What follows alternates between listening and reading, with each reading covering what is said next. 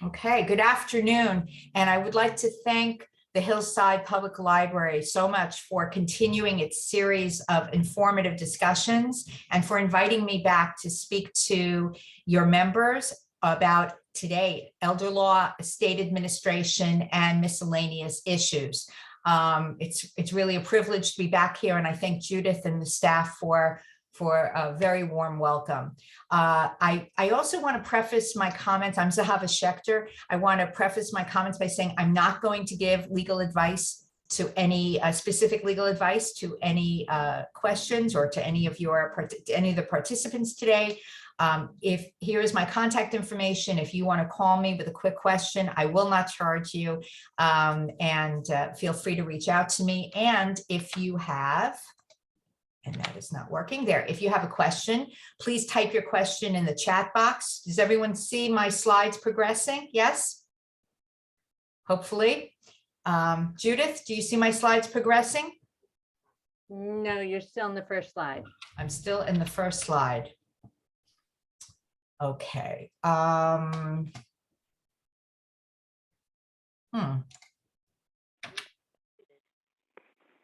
Can you see now or no? Yes, there's questions.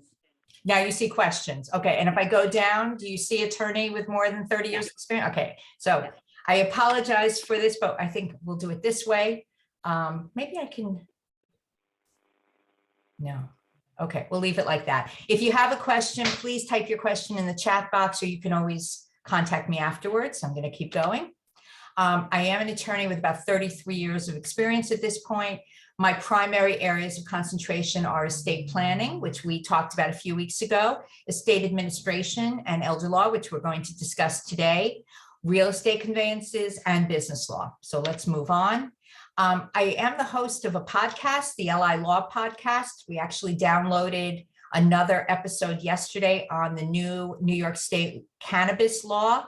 Very interesting how it relates to New York State, as well as Long Island, the jurisdictions, the towns, the cities which have opted out or opted in, and what that means for our tax revenues and for other issues. So if you're interested in legal developments in New York State and specifically Long Island, you might be interested in my podcast. And let's get right to it. So elder law, a lot of people, I get calls all the time from people who say, I want to understand more about elder law and what I should do. So this is a definition from Wikipedia. Basically, elder law deals with issues which affect the aging population. Now, I just want to say the aging population, that is a very nebulous term. We're not talking necessarily about 80, 90, 100-year-olds. We're also talking about 40, 50, 60-year-olds. So as we age, and more of us are living longer, thank God, as we age, there are specific issues which affect us as opposed to younger people. And it's very important to do proper financial planning and long-term care planning. And we'll talk more about that. So here are general issues which are included in elder law, estate planning, and administration. I want to talk about the word estate for a minute. Sometimes people call me and say, oh, I want to talk about my estate. Well, you can't have an estate until you die. So it can't be the estate of Zahava Schechter, because Zahava Schechter is alive today. If you die and take a camera and take a picture of all of your assets, I'm sorry, somebody calling me, doesn't matter, assets and liabilities, credits and debits as of the date that you die, that is your estate. That also does include, though, tax planning. It's very important to do tax planning because you've worked hard for your money and you want to either save it or pass it on to those you leave behind. So after you pass. So it's very important to think about minimizing tax consequences. Administration is after someone dies. If there is a will, then you probate the will. That means that you ask the surrogate's court, that's surrogate with an apostrophe S. That's the only court in New York State which deals with deceased persons. You ask the court to accept the will. That's what probate means, or you have an estate administration. Medicaid, disability, and other long-term care issues. We'll get to that. guardianship is very important, especially if you have someone who has maybe a mental disability and is over the age of 18 years, or if that person develops dementia, Alzheimer's, etc. So these are, generally speaking, all of the issues that are involved in elder law. Medicare and Medicaid are not the same. Medicare benefits are age-based. So what do I mean by that? If you're Bill Gates and you're a billionaire, right? And you are also, and there's also someone who is poor, but both of you are 65 years old, you both qualify for Medicare. Again, it's age-based. Once you're 65, it doesn't matter how much money you have. It also doesn't matter if you get Social Security. If you elect to wait, which I recommend to a lot of my clients, to wait until age 70 to take Social Security benefits, you're still qualified to take to enroll in Medicare, and you should at age 65. So again, Medicare is an age-based government benefit, but Medicaid benefits are needs-based. You have to be poor. We as taxpayers pay toward the cost of Medicaid healthcare as well as long-term care for those people in our communities who do not have the funds to do so. And so if you have a lot of money, you're not going to qualify for Medicaid. Not a week goes by, I would say not a day, but it's probably a few times a week I get a call. I want my house to be saved and all my bank accounts so my children get it, but I also want to qualify for Medicaid. It just doesn't work that way. Either you're poor and you don't have money, or you've done planning well in advance, we'll get to that, or you have money and you use your money that you've saved to take care of your aging needs. So it can't work that you keep all of your money in your name and have control and also qualify for a governmental benefit. Okay. Also, Medicare does not pay for long-term care. So if you are healthy and you can afford it, I don't know, a lot of people here with different ages, different health situations, go get, this is my recommendation, go get long-term care insurance. I have long-term care insurance for 20 years. I don't sell it, but it is a very important part of estate planning toward the administration side.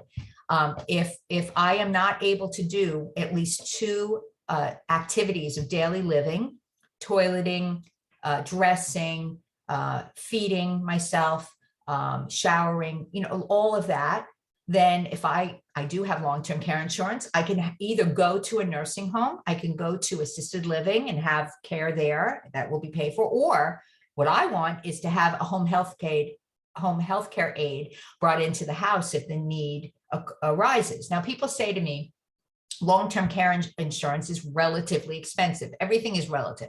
And I say, well, if I ever need it, it's going to be a drop in the bucket, because on Long Island, if you need whether assisted living or nursing home care and you're not able to care for yourself, you're looking at probably more than $10,000 a month as the charge to do so. And if you don't have to sell your house and use all the money from your bank account and wind down all of your assets because you have long-term care insurance to do so, that's a really good thing. So I strongly recommend, if your health is good, and if you're able to do so, contact an insurance agent to talk about long-term care insurance. Medicaid planning. So many changes have already happened and more are coming. So the current Medicaid look-back period for a nursing home is 5 years, and for community assisted living is 30 months. I want to explain what a look-back means. Probably you've heard about this. It's the period during which Department of Social Services here in Nassau County, that is on Charles Lindbergh Boulevard in Uniondale, Department of Social Services obtains, you have to provide all of your bank account statements. If you have brokerage statements, whatever, they need to know all of your assets. And they look back for a period of 5 years, 60 months for nursing home. Again, community assisted living is 30 months, and see, have you conveyed, have you transferred, have you sold, what have you done with your assets to make yourself poor? I want to remind you, Medicaid is a needs-based program. You have to be poor for Medicaid. We'll get to the exact amounts or relative amounts soon, but the point is, if you're not poor, you don't qualify. And frankly, let's think about it. As taxpayers, we wouldn't want wealthy people to qualify, right? Because we taxpayers are footing the bill, and our taxes are high enough here in Nassau County.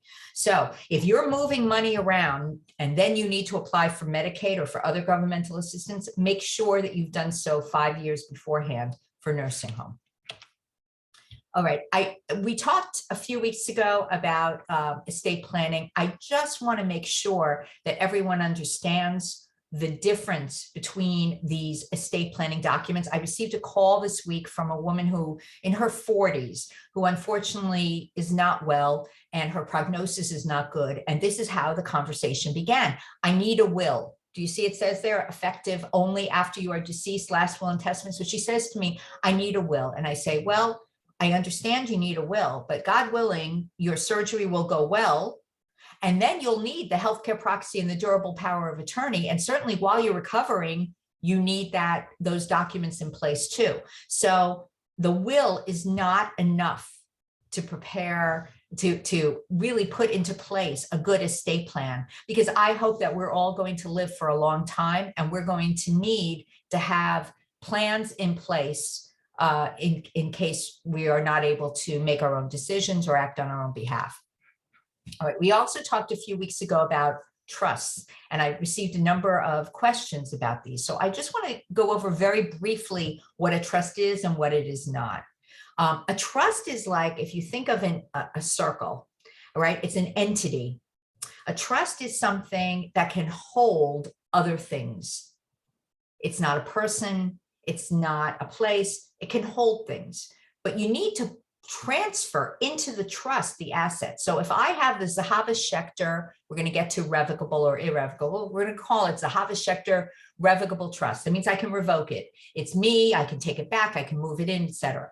If that trust is created, but there are no assets in the trust, Zahava Schechter individually still owns all of the assets, you've just wasted your money, or Zahava Schechter has wasted her money, because you've got to transfer the properties, you have to transfer the bank accounts, you have to transfer the real estate, you have to transfer the shares from the co-op, you have to transfer everything or whatever it is you want in conjunction with your estate plan into the trust. That's how you create a situation in which the trust is really working for you. Inter vivos means during your lifetime. That's the only time to do a revocable trust. Testamentary means through the will. So if you have a testamentary trust in a will, the will first has to be accepted for probate. I often say to clients, if you're thinking of making a trust, do it during your lifetime so you can control, because that's really what this is about. You can control how things happen. One other thing I want to say, do you see at the last line, it says revocable or irrevocable? People call me and ask about the trust, as I said, and oftentimes it's in connection with a Medicaid question. I want to transfer my house to my children, so I'll qualify for Medicaid. I know there's a 5-year look back period. Let's do it now. I say, okay, but do you realize that it is irrevocable? Number one, it cannot be canceled, cannot be changed. You can't get the house back. Number two, you have no control anymore. You've lost control of your assets. And the response I get is, oh, I didn't know that. So keep in mind, when you're doing Medicaid type of planning, that means you no longer have control of your assets. Obviously, this is a much bigger discussion, but I'm just trying to give you a framework to think about it. So some good reasons to create a trust. Again, it's all about the control. It's about beneficiaries. That's people who are receiving money from the trust assets. Beneficiaries receiving governmental assistance. We've already talked about Medicaid planning. Spendthrift people, maybe one of your beneficiaries can't hold on to money, spends constantly. It's a good way to control how that person receives money. Addiction. Unfortunately, throughout the world, and certainly here on Long Island, we have opioid problems, we have heroin problems, we have other issues. People are addicted and spend money, and maybe you don't want to allow that money to be frittered away. And ease of administration. So I have a recent client, a couple who just want to make things easy for their children after they're gone. So all the assets are going to go into the trust. The successor trustees are just going to have a very easy time dealing with all of the assets, because there's really nothing further to transfer. Everything's been taken care of. So they're doing that to help their children going forward.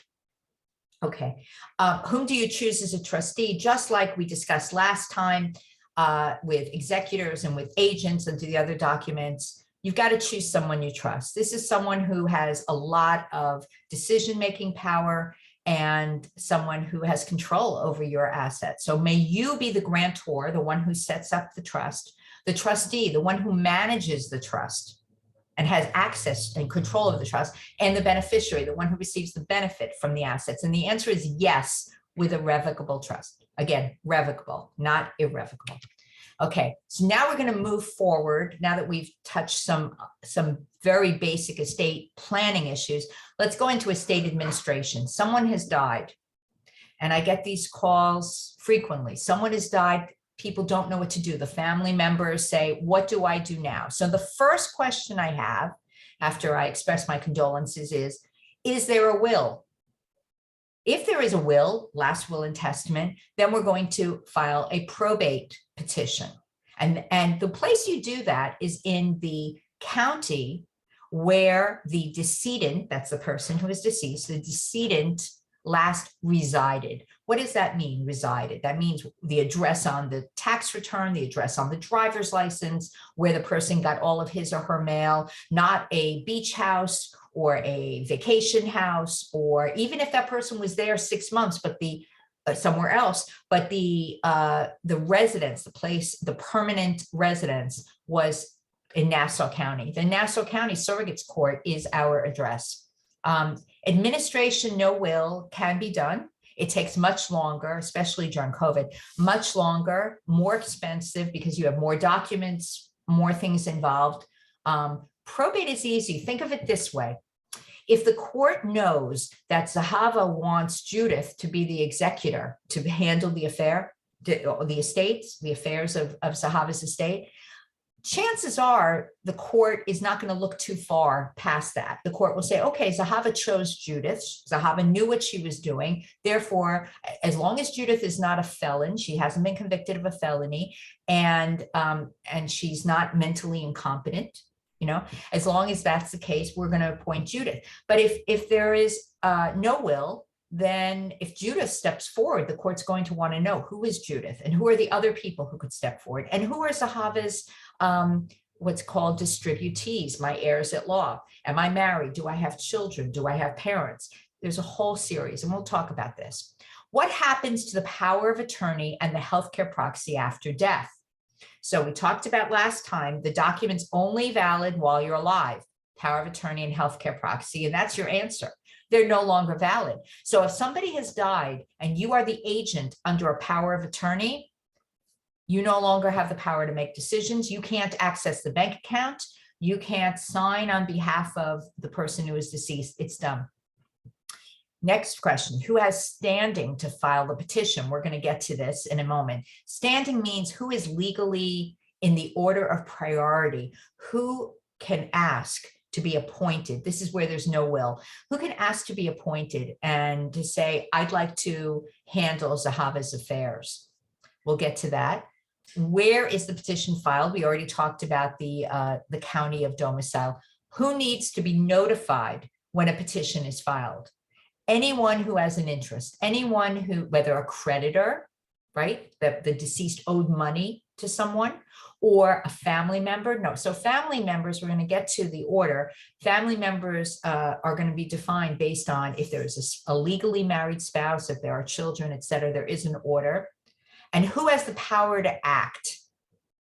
Until someone is appointed, whether executor if there's a will, or administrator if there's no will, no one has the power. I have an estate right now. The person died 3 weeks ago in Queens with an aide present.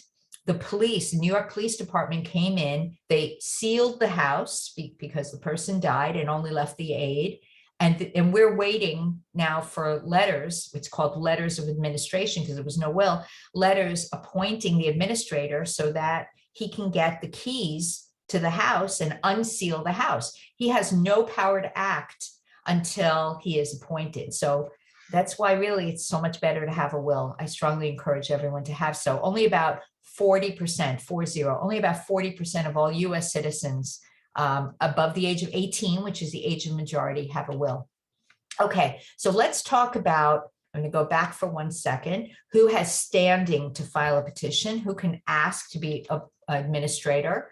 So here we have SCAPA, that's the Surrogates Court Procedures Act, Section 1001. Letters of administration, though that's the appointment, must be granted, not may, but must be granted to the persons who are distributees, that's heirs of law, of an intestate, that's someone who dies without a will, and who are eligible, mentally eligible, physically eligible, sorry about that, of eligible and qualified in the following order. So if there is a surviving spouse, that person, even if any of those other categories are available, the surviving spouse is going to win, right? It's order of priority. I just want to say spouse is not a live-in girlfriend or boyfriend. It's not someone who, there is no common law marriage in New York State. You have to be legally married to do so. And then you see the categories. Okay, I'm moving on. Who are the heirs at law? So in this situation, I'm trying to give you a simple diagram. If dad dies, mom and 3 children are the heirs at law. Now, let's say dad wanted mom to get his wife to get everything. Well, he needed to make a will to do that. And in the will, dad would say, I give everything I have to mom, and then the will is dispositive and mom gets everything. But what happens if there's no will? There's no will, so we're going to do an administration. Mom is going to get the first $50,000 and half of whatever is left.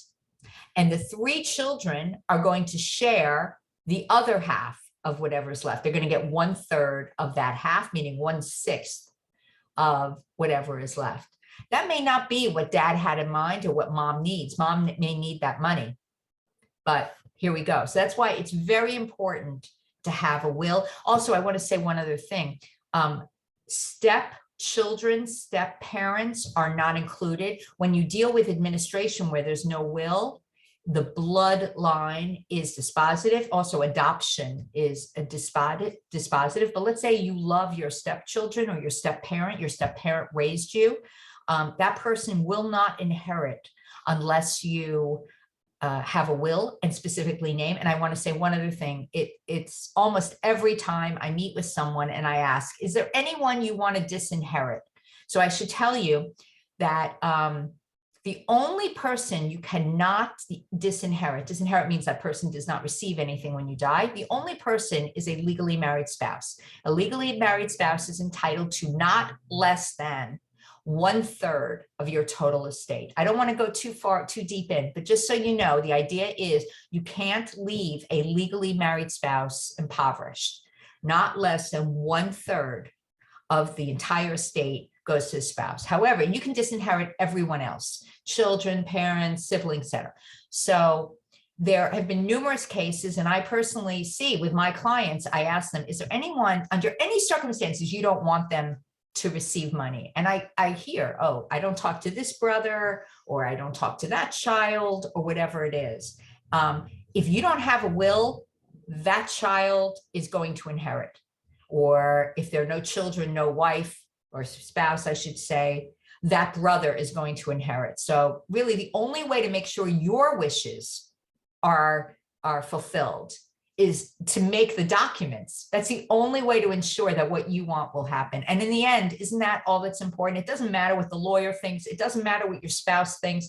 What matters is what you think and what you want to happen. And if you don't affirmatively make those plans, there's no way that's going to happen.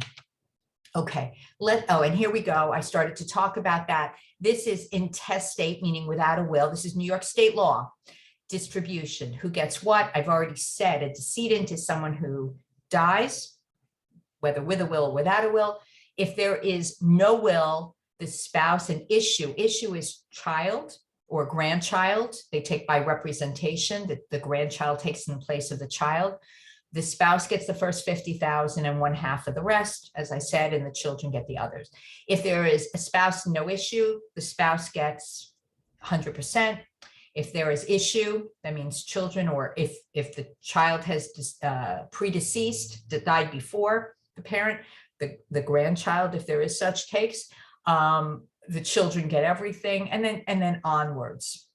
You may have heard this term per stirpes, S-T-I-R-P-E-S. It's below, it's Latin, and it just means that the next generation takes in place of an older generation which has died. But for example, if Zahava Schechter is the adult child, and if I have children, but I'm alive, so my children don't take, because if I'm in line, I receive it, not my children. My children only take if I am not around. I hope that was clear to everyone.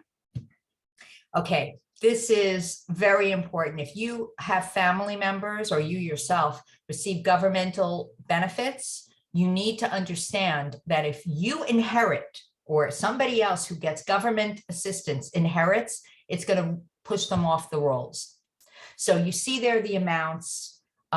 Be very careful not to name any recipient as a joint owner or beneficiary of assets. I'm serious. That person will be pushed off the rolls. They will have to wait a certain number of months based upon what Department of Social Services say, that they have to use their funds, and then they can apply to again be recertified, whether for Medicaid, SSI, whatever it is. I just want to say there are techniques we use as attorneys. There is no panacea. There's no, oh, I'm going to keep all the money I get if I'm on governmental benefits. There's a half loaf provision. There are different things we could talk about another time, but just know that it's not good. It's not good to name a recipient of governmental benefits as a beneficiary. Okay. Guardianship. So in some states, it's called conservatorship. In our state, it's called guardianship. And the court gives someone the legal right to make decisions for someone else. Now, most of us are familiar with this because if we have children, you are the legal, natural guardian of your child until the age of 18. However, and by the way, when I say you're the guardian, there are two kinds of guardianships. One is over the person, meaning my child lives with me. So I say, I determine where that child lives. And there's also the child's property. Property is in money. So the two kind of go together until the child is 18, unless there are extenuating circumstances. But that is not the case after 18. So an incapacitated, it's actually allegedly incapacitated person, is someone over the age of 18 years who needs help to manage their affairs.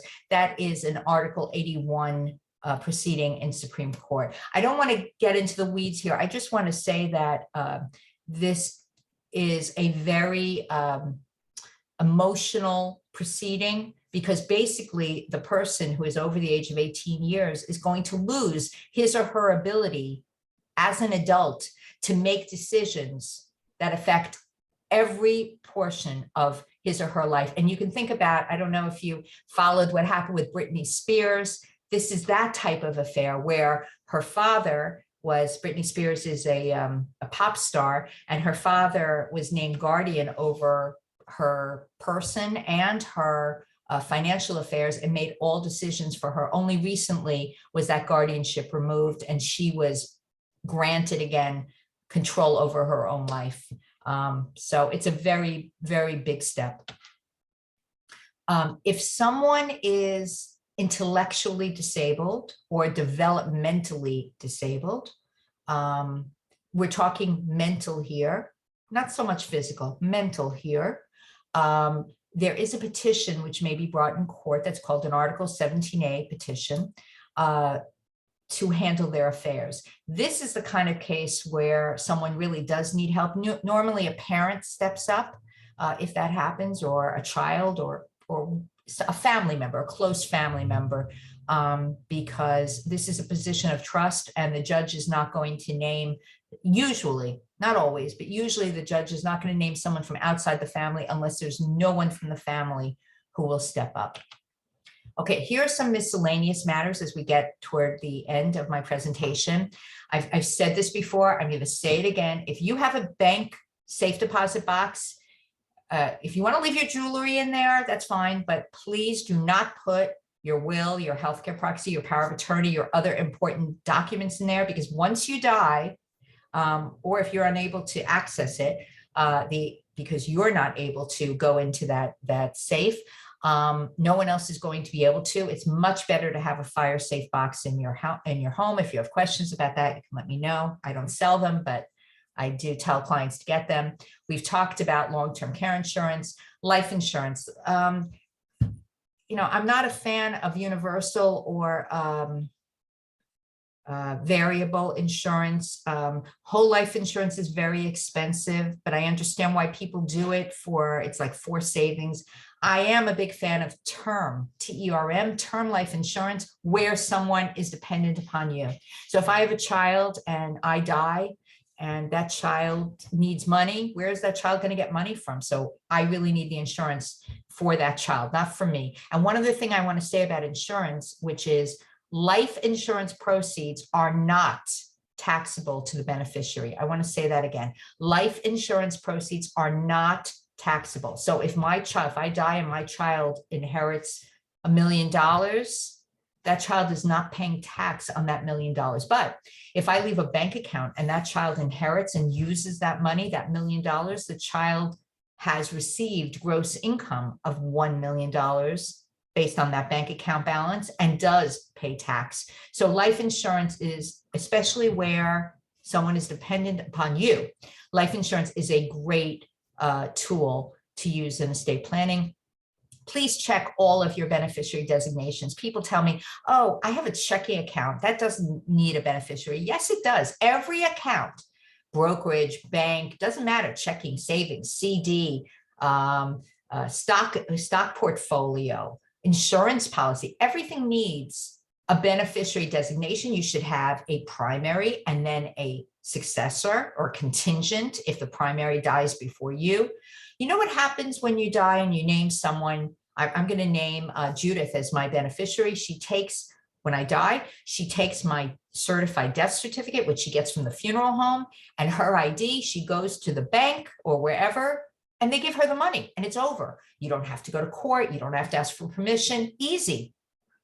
And you get the money right away and it doesn't cost you anything. You don't need to see a lawyer. That's how it is. So check your beneficiary designations. And before we get to pre and post nuptial agreements, there are New York laws concerning couples who divorce, who name each other as a beneficiary. That goes beyond this discussion, but I just want to say, if someone has died whom you've named as a beneficiary, if you were married to someone who is named as a beneficiary and something has changed, or if that person now is getting governmental benefits, don't put that person as a beneficiary. Change, it doesn't cost you anything. You just sign a form at the bank, change the designation. I also do that's before or post after nuptial agreements for second marriages and beyond. People are getting married numerous times. They have children from other marriages. They don't want I don't want to generalize, but often they don't want their second husband, third husband's children, their stepchildren to inherit. They want their own children to inherit from them. So this is very important to set things up. And gifting. You can give anyone in 2022, it's $16,000 a year. You don't have to file a tax return. The person receiving it doesn't have to pay income tax on it. Very easy way to make a gift, to see people you love enjoying your money while you're still alive, if you're in the financial situation that you can afford to do so. Okay, I just want to touch very, very briefly on deed transfers. We're not going to go through all this. A lot of people say to me, I want to transfer the house to my children. It's not always a good idea. The concept of cost basis, what you paid for the house versus a step up in basis, what the fair market value of the house will be when you die, is so important that I would say, if you're even considering doing a transfer, as I think 2 weeks ago, somebody came in and said to me, I'm thinking of doing this. And I said, let's talk about it. At the end, she walked out without doing it. we did something else. But the point is, you're thinking, oh, it's a kindness to your children, but it's not, because you may be leaving them with capital gains tax, which is substantial, at least 20% of the profits. So be careful. It is not the final, the best thing to do in every situation. Sometimes it's great. Sometimes it's not. Okay. 2 quotations by Benjamin Franklin. In this world, nothing is certain except death and taxes. We're all going to die. I have 2 new clients, husband and wife. The wife really wants to do the estate planning. She's been pushing the husband. The husband doesn't want to do it. He's afraid that if he puts his affairs in order, that means he's getting ready for death. I said, no, you're going to die anyway. So it might as well be on your terms. And actually he set up an appointment with me too. So just be aware, this is going to happen anyway. The question is, who gets to decide how things play out? And by failing to prepare, you are preparing to fail. So be prepared so that you succeed. And if you have a question, I see there are a couple of things in the chat. If you have a question, you can contact me afterwards, or you can ask me now. I hope everyone is staying well. I'm going to stop the share. Okay, great. So let me see what's in the chat.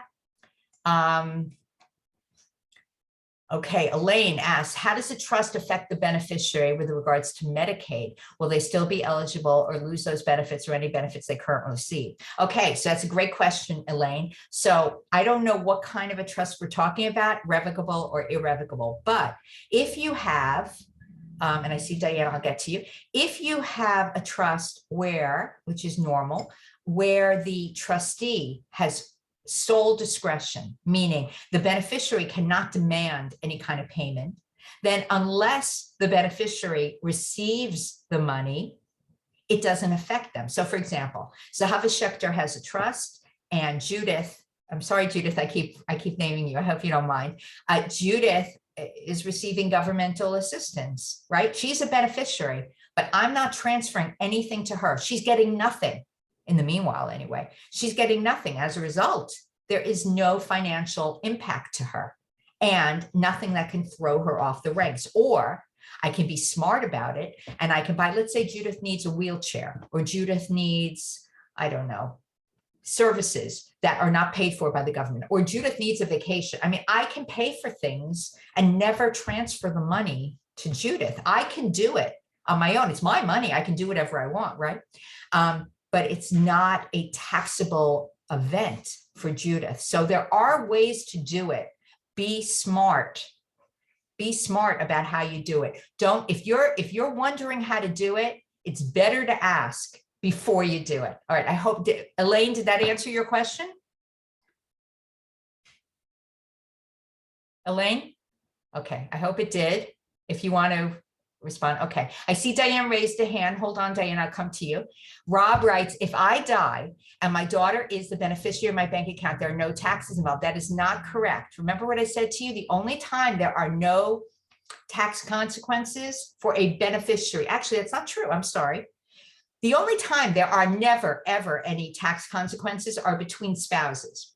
So we're going to take a step back, Rob. My husband and I can transfer back trillions of dollars back and forth. Doesn't matter. He can inherit, he can receive, I can give, doesn't matter. Between spouses, under New York state law, zero tax ever. No capital gains tax, no gift tax, no inheritance tax, no nothing. Okay, that's spouses. Now, for anyone else, anyone other than a legally married spouse, there are taxes except, and the first dollar, unfortunately, except insurance proceeds. That's why I said, if you need insurance or if someone's dependent upon you, insurance is a great way to do estate planning. So Rob, I'm sorry to tell you, but that is not correct. If you have a bank account, and it's great that you have your daughter as the beneficiary, because it will be easier for her to go get the money immediately with your death certificate and her ID. Yes, she has to pay tax. That's gross income to her.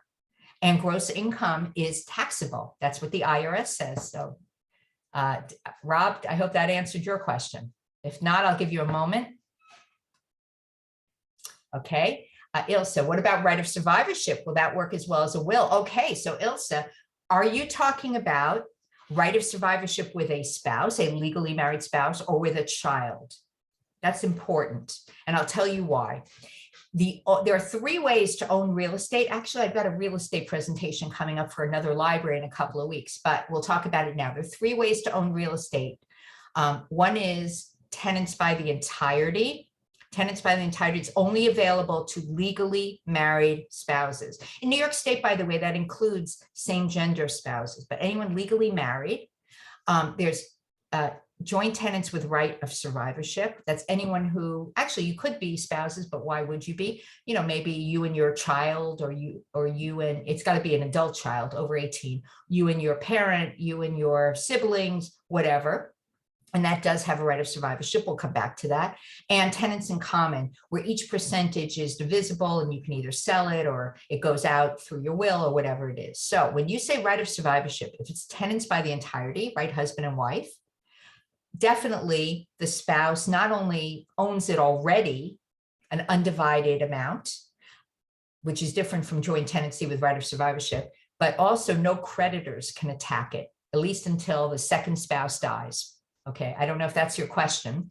If you have joint tenants with right of survivorship, if it's, let's say you and your sibling, right, you and your sister, and if there's a creditor, the creditor can put a lien on the property so that when the property, when anything is done, that lien will need to be satisfied. However, if let's say it's Ilsa and her sister Jane, if Ilsa dies, Jane just went from 50% owner, just like Ilsa was 50% and Jane was 50%.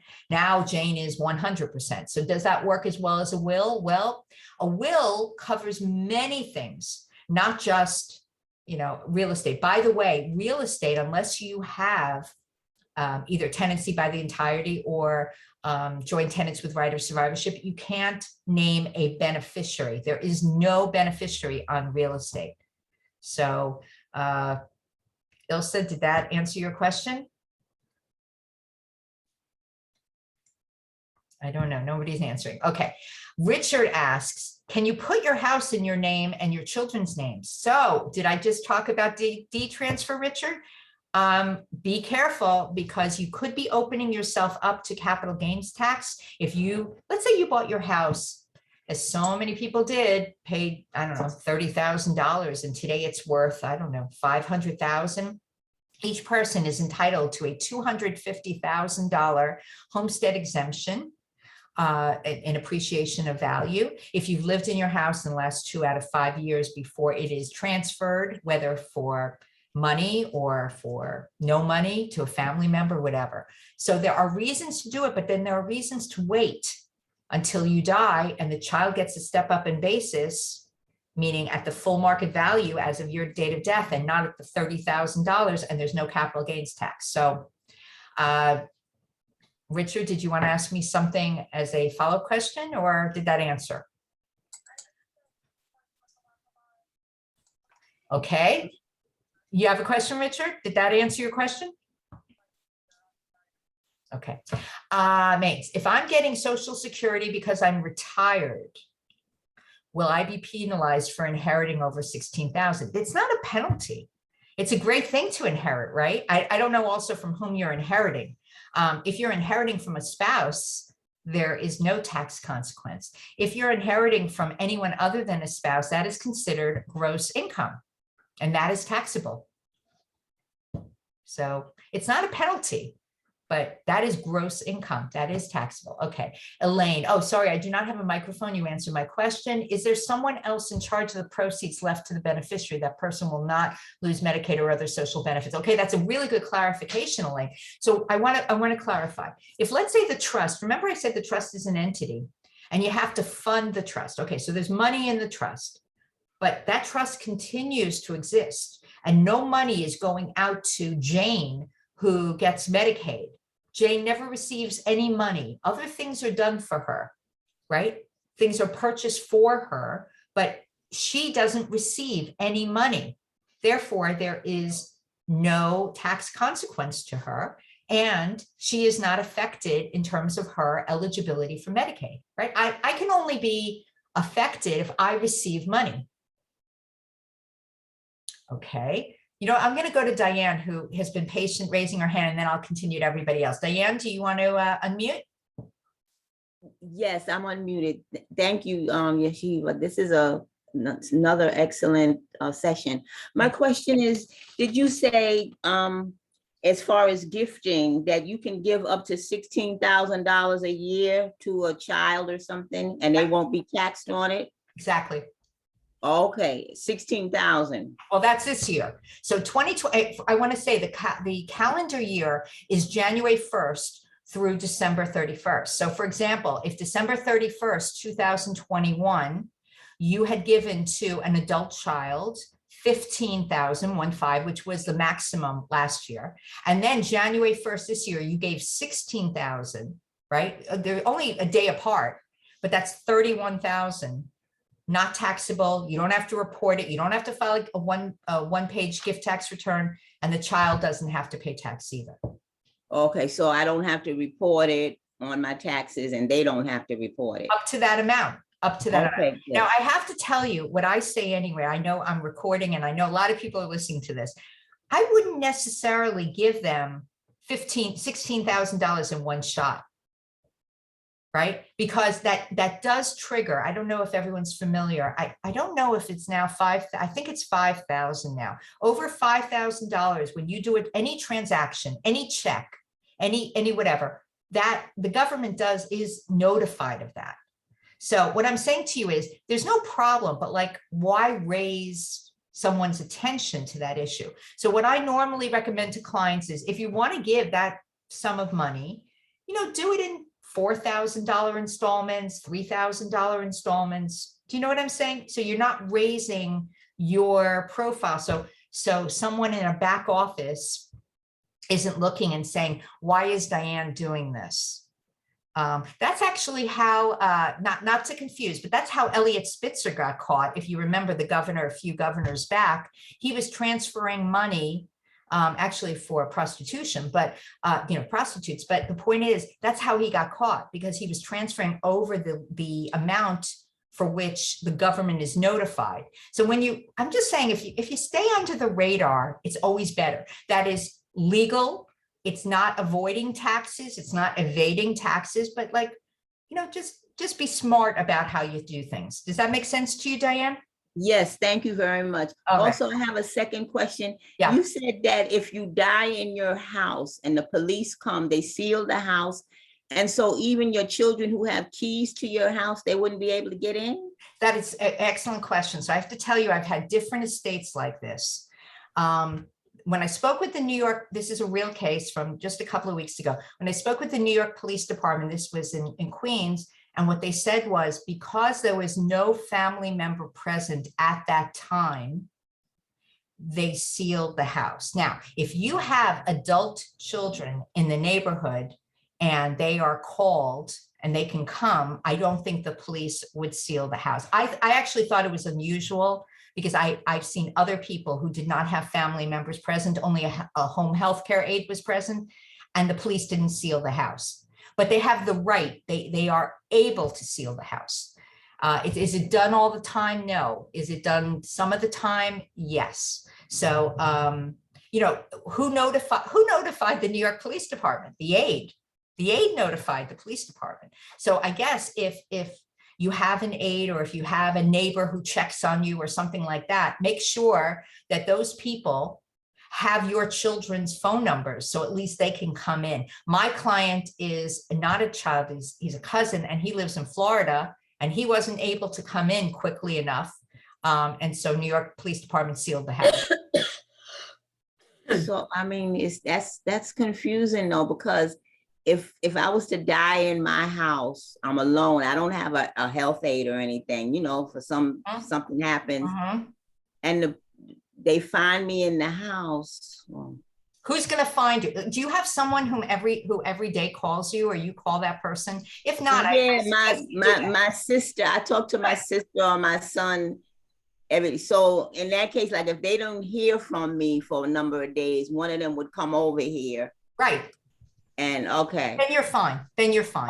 Okay, I see. Thank you. We actually had a situation, I've had a situation with family members who are able to go right away. As long as, people should be checking up on people. We need to, if COVID has taught us anything, it's that we need to be there to help other people. Everyone, neighbors need to help. Everyone needs to be looking out for everyone. So if your Right. family is not right there in your neighborhood, I hope you have a good neighbor who can, and give your sister the neighbor's number. The neighbor can check on you. Don't call the police to check on you. Call the neighbor to check on you. Okay? Thank you. All Thank right. you Be very well. much. I'm going to go back to the questions. Maine's asked, if my name is on a shared account with my mom's name, do I pay inheritance tax? Maine's, can you, I have a question for you. Can you unmute, please? Okay, if you don't unmute, I don't know what that means, a shared account. Does that mean a joint account that both of you are owners, or are you an authorized signatory? Meaning it's a convenience account and you're able to do things, but it's not really your account. It's mom's account, mom's money, but you have the ability to do something. I need clarification on that. So Mains, if you want to unmute, you can answer that, or you can contact me privately if you prefer. But I need more information. Okay, so I don't know. So I'm sorry I can't, and it does matter. It does matter if you're a joint owner. It does matter if it's a convenience account. I can't answer, I'm sorry. But if you contact me privately, let me know. Okay, so Rob writes, I think we're back to transferring, if I'm not mistaken, Rob, transferring the house to your children, or at least part of it. It's better not to name her and have it transfer via will. Okay, so from a tax perspective, when someone dies, you get a step up in basis, meaning the house is no longer worth the $30,000 you paid for it 40 years ago. It's now worth, 600,000, whatever. And so there's no capital gains tax. From that perspective, it is definitely better. And you can transfer it via will. Absolutely. You name your daughter or children, equally as beneficiaries. Yes, if you have to sell the house, that's a different story. But if you don't have to sell it, I wouldn't rush into it. So I hope that answered your question. I mean, just to do it now, there are tax benefits. Oh, and I want to say one other thing, Rob, I don't know your age. I had a client come to me here in Nassau County. She lives in Elmont, and I want to get she gets some kind of an enhanced star, but it's based on, I think, income. And as a result, they didn't come to me beforehand, and she transferred the house. It was from mom to mom and son. And she lost her enhanced star, which was many thousands of, that exemption, not the basic star that everyone gets who's the homeowner, but the enhanced star. She lost that many thousands, I think like $5,000 a year as a result. And the reason was, in order to get that particular exemption, everyone who owns the house has to be 65 or older. And because the son is 35 or whatever, 40, however old he is, he's not 65, she was thrown off the rolls. So I don't know if that applies to you. Just be careful. Be careful before, talk to a lawyer. Think things through before you decide what to do so that you're not penalized. Okay, Ilsa writes, what about taxes with right of survivorship? Ilsa, do you want to unmute? Because I don't understand. In other words, can you hear me? Yeah, I can. In other words, if I have a bank account with the right of survivorship, will they have to pay taxes if I die and they get the money? I don't understand what that means, a bank account with right of survivorship. It means two people are owners of the account, John and Ilsa. Is that what you mean? Right, and I put right of survivorship. Yeah, but there is no right of survivorship. If you're both title owners, that means you can withdraw 100% of that money, and John has nothing to say. And he can also do that to you too, right? He can take everything out. So it's not right of survivorship.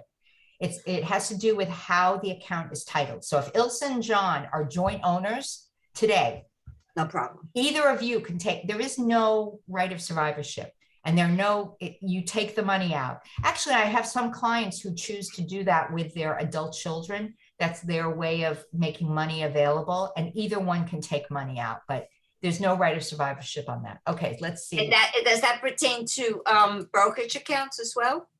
Every account on which more than one person is a title owner, right? That means you could have three people, title owners. Title is ownership. That's the key word. That's the key word, title. So if it's A, B, and C, any of those people can empty the account, they can transfer the money, they can add to, they can do anything they want. It's all their money. No issue of it. There's no issue of tax there. There is an issue of tax in terms of interest earned. You know, whose social security number is going to be affected. That's a different subject, right? We're not talking about that, Ilsa, are you? No, we're talking about in the case of death.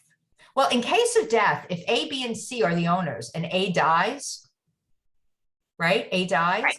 B and C still own the, so there I see what you're talking about. It's not a question of survivorship though, but yeah, B and C are the owners still.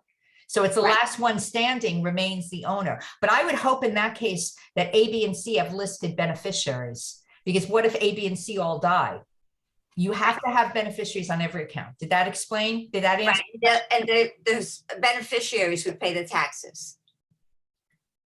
Beneficiaries pay tax on income received. Just like if you're earning a salary or you have interest on an account, if you receive money from every source, except for the $16,000 gift that we're not talking about, if you receive money from any source, you pay taxes on that.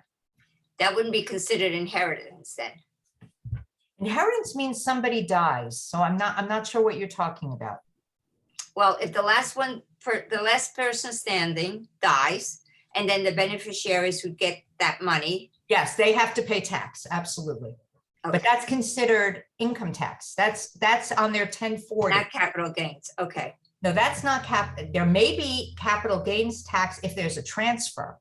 But if there's no transfer, then when A, B, and C, the last of them dies, there is a step up in basis, right? That's the kicker. You have to die first. And the IRS says, okay, no capital gains tax. But the beneficiaries have income tax. I want to just say one other thing, and you didn't ask me about this. Sometimes people have assets, whether you have Apple stock, whatever stock you have, and you want to give to a charity.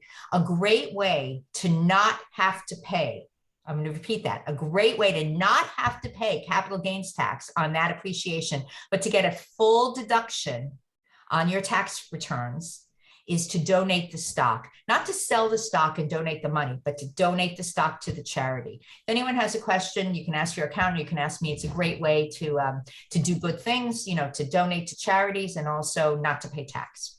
Oh, that's what that rich guy just did. He donated $5 billion to a charity, but it was through his stock. Right.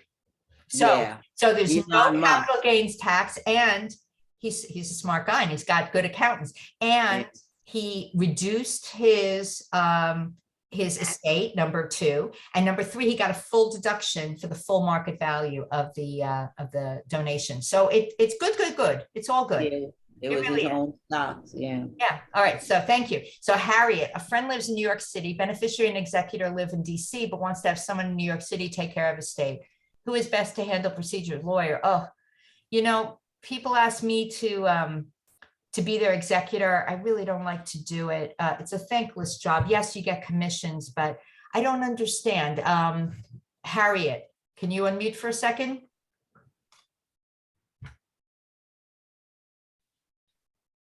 Well, I don't know if the friend has any family members. I don't know who beneficiary and Her executive. sister, and her sister doesn't want to handle the business in New York State. Okay, so then you know what, Harriet, thank you so much for bringing up that issue.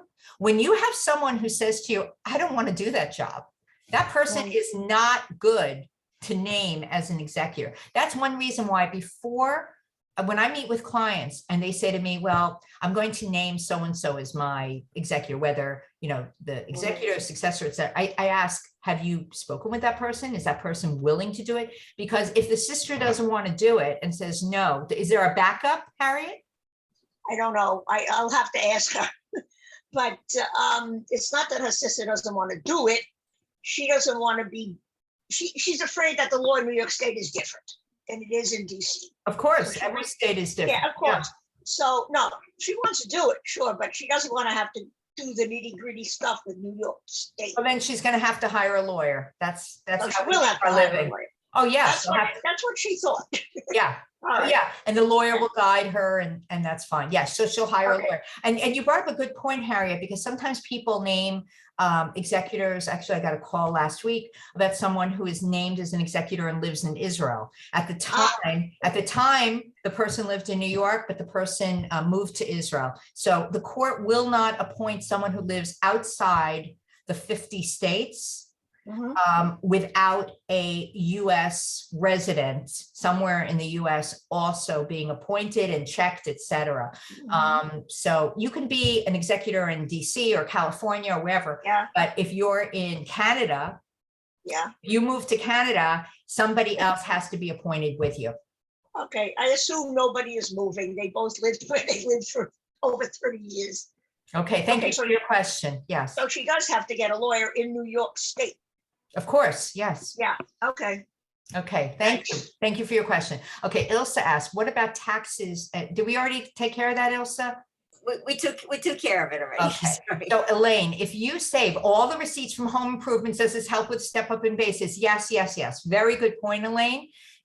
However, a home improvement that you're going to add to the value of your house for a capital improvement, it's not painting and it's not putting in a new toilet. We're talking about adding a deck, adding a second floor, doing, like I did, solar panels, a major improvement. By the way, when you do any of these major improvements, you must have a permit. You must have a certificate, whether occupancy or compliance. And not only that, but it affects your real estate taxes. So yes, you save receipts, but the kind of home improvement which helps you to lessen the capital gains tax is also one that's going to affect, as in increase your property tax and valuation. Okay, I hope that answered your question. Diane has a question. I think we took care of it. Rob, I'm still confused. This is what my tax software said. Oh my gosh, tax software.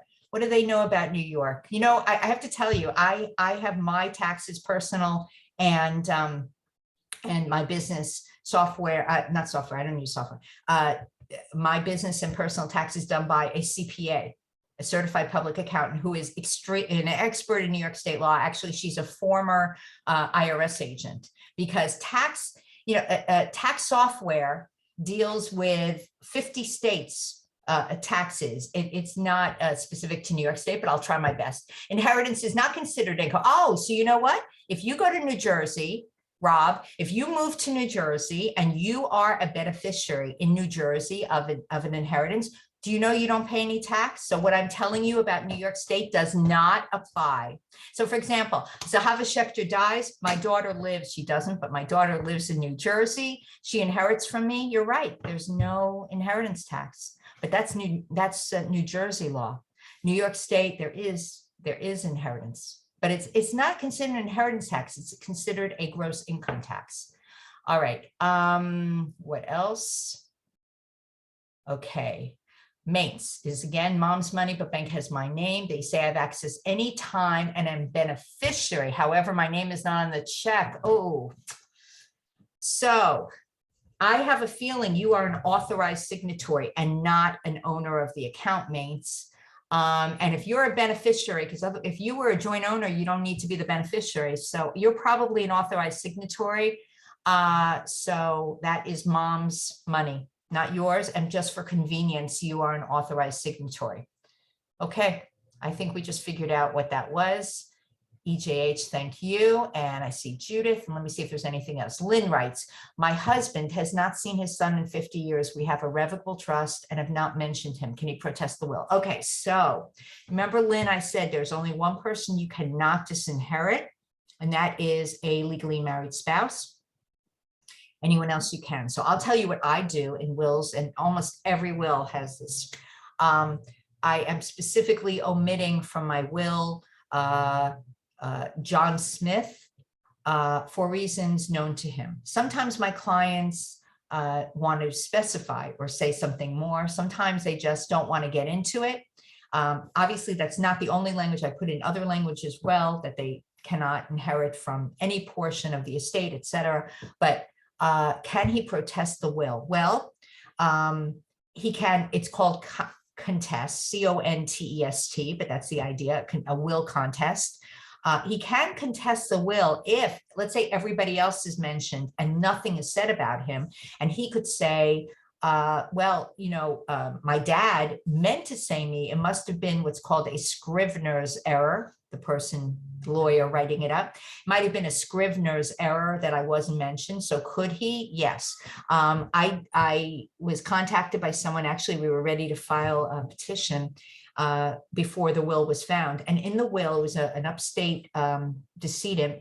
And in the will, it said, when they finally found it, I am specifically disinheriting, and that he mentions by name, my children, A, B, C, and D, because they have neglected me and they've done this. And I'm like really specific, right? And so we were ready to go with the administration, no will, because we didn't know about the will. And then we found that. And so my client, who is A, asked me, what can we do about this? I said, nothing. I mean, this is, your father has said, he doesn't want you to inherit. Nothing can be done. He said, well, I'm sure that's not what he meant. Really? I mean, you have to look at the plain law of the will. So my answer, Lynn, is before I get to the revocable trust, could he contest the will? If he's not mentioned, I guess he could. Will he win? I don't know. I don't know what the will says. And in terms of a revocable trust, certainly the reason that a lot of people like revocable trusts, and Susie Orman, if you know who she is, she's a financial advisor. I don't agree with all of her advice, but this I do agree with. The good thing about a revocable trust is the court doesn't look at it, the court doesn't do anything with it, and the trust continues even after the person dies according to the rules of the trust. So if, for example, you have a revocable trust, Lynn, and in the Lynn it says, and in the trust it says specifically, I don't want John to receive any money.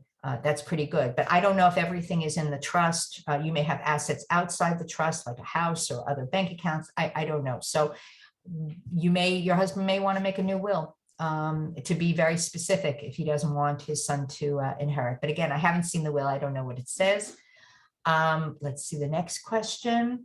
How does a revocable trust benefit children and taxes? Great question. Okay, so do you remember I said to you in New York State, the beneficiary pays taxes on the first dollar inherited? However, if the beneficiary does not receive the money, but it stays in a trust, or the trust spends money or uses money on behalf of the child, but it never goes to the child, there is no tax event, tax consequence to the child. So the revocable trust can control the means of distribution, how money is distributed, to whom, under what circumstances, taxable events, all that. It's a great thing to do. So I hope that answered your question from a tax perspective.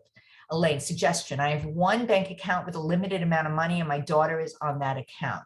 Okay, I assume that means that your daughter is on that account as a joint owner and not as a title owner, not as an authorized signatory. Oh, no, here we go. Even though she has POA, meaning she's an agent under your power of attorney, I've done this for convenience so she can pay bills quickly. However, there's a limited amount of money. Only my Social Security is fed into it. She's not on other accounts. Therefore, the tax she would have to pay would be quite limited. So, Elaine, is this a joint account with your daughter?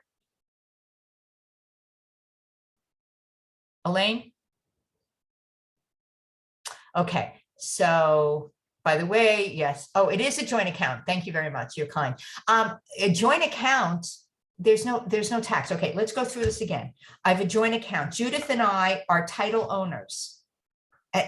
Today, I'm alive. She's alive. Judith, you can go in and empty out the account. I mean, it's your money. It's my money. We don't need permission. I don't have to wait for somebody to die. There's no, it is what it is. The only problem is, and you say, Elaine, that it's a limited amount. There have been cases before the tax courts with many, many millions of dollars where people were trying to evade inheritance tax. And the court has said, those tax courts have said, in those cases, where you're looking to evade taxes and you have to prove that it's your money and not the other joint owner's money. But I don't think that's your issue. I think you'll be fine. I hope that helped. And I don't see any other questions. Is there anyone? I don't see any hands up. Is there anyone else who has a question or wants to say something? Okay, I think Ilsa raised her hand. Okay. We'll just make an appointment to see you. Oh, sure. Yeah, I offer a free consultation. First of all, you know, I don't know anything about prospective clients. So when they come to meet me, I learn about you, you learn about me. And if you want to proceed and, you know, have documents done or whatever the case may be, that's fine. If not, we part as friends. So just like it's very important, I say this to people, it's very important that clients trust their lawyers, trust their accountants, trust their financial advisors, feel that they have good chemistry with these advisors. Most of my clients are with me many, many, many years, and they come back to me and they call me, and you know, that's fine. So that's the kind of practice I run. I'm not usually a one and done because people come back to me. So if you'd like to set up a no obligation free consultation to talk, to bring your documents, to talk about what you want to do and see how that can be accomplished, I'd be happy to meet with you. I will put my information. Let me share my screen again.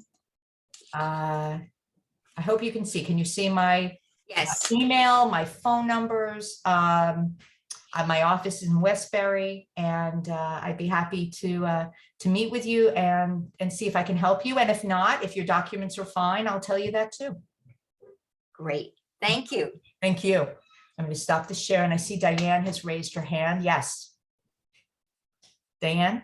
Yes, yes. What kind of lawyer are you? What are you called? What is your title? Okay, so I'm going to go back to my PowerPoint. Hold on one second. Hold on 1 minute. Let me share my screen. Thank you for your patience. Okay, do you see there? I do what we're talking about today and what we've talked about before, estate planning, administration. I do litigation as well. That's probably 75% of my practice. I just want to say two things since you asked me, Diane, about litigation. I've had litigation means the family's fighting over money. You know, money brings out the best in people and the worst in people, right? And I tell people who come to me, prospective clients, even if you and your sister don't get along, and a lot of my clients are, you know, 50, 60-year-olds, whatever, their mom has died and they're still holding those grudges from years ago. This really isn't about now. This is about what happened, you know, 50 years ago, 40 years ago. I say, don't pay the lawyers to fight. Just get your money and you don't have to talk to each other again. But they don't always listen to me. So that's how I make a living. But the point is, when you plan, there are no problems later on, usually. I mean, the advantage of using a lawyer, going to a lawyer who does both sides before you die and after you die, is I already know the problems that are out there that could happen after you die. So I take care of that while you're alive so that it doesn't have, you know, you don't have those litigation issues. I also do real estate work and conveyance, since you asked me, Diane, both residential and commercial properties. I represent clients, and I do business law for certain clients. I'm pretty busy with my other areas, so I try to stick to the estate work and the real estate work. I hope that explained, and I'm going to stop the Yes, share. thank you. Okay, anybody else? If not, I don't see anybody else raising a hand or a question. Judith, are we done? Very good. Yes. In the chat, I did put your legal tips for home buyers and sellers, February 22nd at 5 o'clock, the link for that. Thank you.